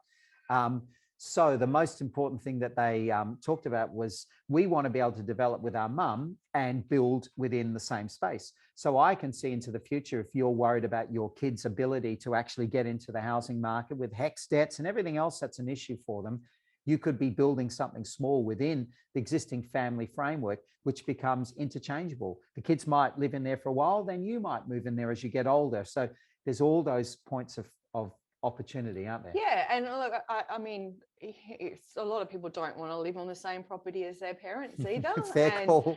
And so there's also an Matt's opportunity moved to another state to get away from him. of getting together with some friends, Yes, and yes. and developing your own little co-housing community. And that could be, I don't know if anybody's heard of Ecoburbia, but they've actually just converted I think would have been like 60s era sort of Italian palace in the suburbs, and converted it into, I think it's 4 1-bedroom dwellings. So, you know, there's lots of opportunity out there for people to get into the market, and they just got to think outside the box a little bit. And I have a 4x2. The house is big, and I'm pretty much on there. I've got 2 gorgeous people that rent with me, but Matt had another idea that we could subdivide within the house. So we might be able to tweak a couple of the rooms and put in its own little kitchenette and toilet and shower. And suddenly within the existing home, we've got another home which we might rent out or have as an Airbnb. Again, I'm not breaking any rules. I'm not doing anything too radical. It's just about talking with a good designer and a good planner. The options are just extraordinary, aren't they? Yeah, What's definitely. possible. Yeah, I mean, if you can think it, the chances are you can probably do it, as long as it doesn't negatively impact on your neighbours. That's I think that's the number one rule when thinking about what you're doing. Think about, you know, the other people that might be impacted, and if it doesn't upset anybody else, then you should be all right. So talk us through a little bit of some of the key things that you'll probably need to consider when you are minimizing the impact on the neighbours then. So the 2 key ones are obviously overshadowing. Can you explain a bit more about what that means? So, you know, when you and Matt talked about having your northern light, which is necessary for your solar passive design and for your solar energy, just making sure that if you are building that you're not blocking out all your neighbours' light. So that's important. And privacy as well. Making sure you're not looking straight into their bathroom and seeing them have a shower, that type of thing. So, but if you're not impacting on people in that regard, then you should generally be okay. And again, your good building designer and planner will be able to tell you the rules, and so it's not difficult. You just need to have access, and good people again will be able to help you with all that stuff. And I know for us, we had to go and so the council told us who we had to show the plans to get their approval, which for me was my neighbour on my west side and on my south side. So I just took the plans to them and showed them and explained what we were trying to do. That's just generally if there's any variations that might impact them that they will have to sign off on. I think you did it out of courtesy, and I don't actually think we actually had any impacts on the neighbours. So, not every application will have to be approved by the neighbours or signed off, but some of them will. And I know one of the other things, I guess, is managing those trees in that space and just being able to. So, from a planning perspective, is there anything? So, if you have a tree on your property and neighbours are hassling you about that tree, from a planning perspective, what's your rights to protect that tree on your place, or particularly if it's right near a boundary? Is there anything in particular from a planning perspective? No, nothing from a planning perspective. It would, just come down to your normal laws about boundaries and things like that. So nothing from a planning perspective. Okay, so in terms of that design, as we've talked about, so get the feature survey, talk to someone, and then look at the opportunities that are there in terms of build, and then the parking out the front. So typically what's going to be expected So is there a ratio for the number of car parks for the builds, etc.? It will vary depending on where you're located and how many bedrooms the dwellings have that you're proposing. So it could tend to generally be between 1 and 2 bays per dwelling that you need to provide. Right. If you're closer to public transport, you can get away with not providing as many because there's assumption that you'll be able to catch a bus or cycle and things a bit more. And there are some local governments also that have a bit more flexibility. For example, if you were going to put a car sharing, right. Yeah. that the whole unit will use, means you could potentially provide less parking as well. And I know we explored that for our build, but generally speaking, you would say on average, you probably have to have 1 car bay per dwelling. Yes, at least 1, yeah. And it's really important for people to know this can't be on the verge. It has to be within your boundary, Has to be within your property. Yeah. Again, there might be some, if you're in a high density area, there may be an opportunity to pay what they call a cash in lieu payment. Okay. Rather than actually provide the parking, you pay the government the equivalent of what it would cost them to provide it in a public car park. That may be an opportunity, but generally if you're doing a suburban development like this, it would have to be on site. And one of the things we got approval for was to make that paved area semi-permeable. So using that crushed recycled brick, because most of the time it's concrete, isn't it? Yeah, paving or something, or some hard surfaces. So yeah, it's great that you're providing permeable driveway and parking areas, so to avoid that runoff and all the hard surfaces that create the urban heat island effect. Exactly. And that material again is cheaper. Okay, so so looking at what the neighbours, the impact will be from there, and then basically, I guess one of the other key factors with all of this is, as we said before, is you're going to have to then put a plan up to the council. And how does that process work briefly? Yeah, again, not every application will have to go to council, but majority will, and it's a matter of submitting your plans and getting their sign off on them. And that's where having a good planner. So I know for us, you being able to work your magic was critical, wasn't it? So being able to get a planner, if you think you're getting blowback from the council, in other words, no, a junior planner has said, no, that can't work. That's where it will be critical to get a good planner in. Yeah, someone to advocate for you and to, negotiate an outcome with the local government. Because that powerful thing, precedence. So if I do something innovative in an area, that can help others. Can you explain how that would work? Yeah, look, I don't think there's so much as a precedent. It's about being able to demonstrate the value, the benefits of the project and putting it across that way. Because there is 2 approval pathways. You can either do what I call the tick box approach, is it meets all the criteria and there's no variation, no changes, or you can do what they do call the performance route, which is basically like it suggests, it demonstrates how well the proposal performs and shows the benefits of it, and you can get approval from that perspective. So in other words, if you can justify that it's innovative, that it's going to improve, because keep in mind too, Stirling, like all councils, are trying to juggle keeping trees in areas. They know the value, they're not stupid, they know that they're losing this. So that can be a very powerful incentive, can't it? Yeah, I think it should definitely be looked on favourably by the local government if you're doing a design that incorporates tree retention and, ticks all those other boxes about reducing runoff and hard surfaces. And again, it's about meeting all the ticking all the boxes as far as what we're trying to achieve with development, which is more sustainable outcome.